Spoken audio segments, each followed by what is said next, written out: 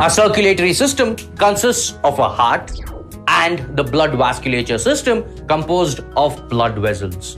There are two main types of blood vessels, the arteries and the veins.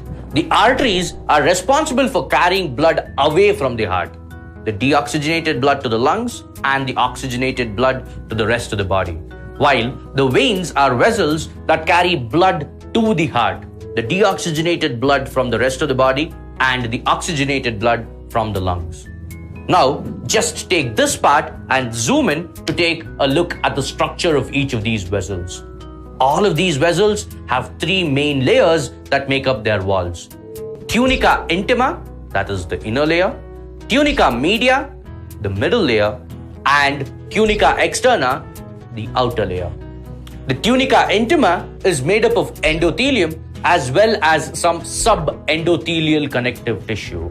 The tunica media is made up of smooth muscle cells arranged in concentric pattern which lies in between the external elastic membrane and the smooth muscle layer.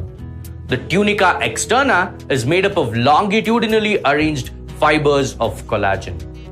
Obviously, arteries and veins carry blood at far different pressures, so the structure of their walls differs slightly.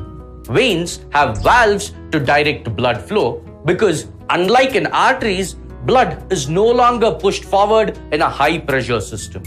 It is under lower pressure and has to be pushed towards the heart by contraction of skeletal muscles as well. Because arteries are under high pressure and they have more elastin and more smooth muscles in their media, they're generally thicker with narrower lumens. This helps them withstand the high pressure. The larger arteries narrow into smaller arteries, which further narrow into arterioles. These arterioles then join with smaller vessels called capillaries, whose walls consist of a single layer of endothelial cells lying on a basement membrane. They are so narrow that RBCs must actually flow in a single file. This slow flow and the thinness of the wall allows exchange of substances between the blood inside and the cells. The deoxygenated blood carrying wastes then leaves these capillaries and enter venules, the smallest of the veins. These join to form medium-sized veins and eventually larger veins. To keep learning with such engaging videos, download Byju's, the learning app today.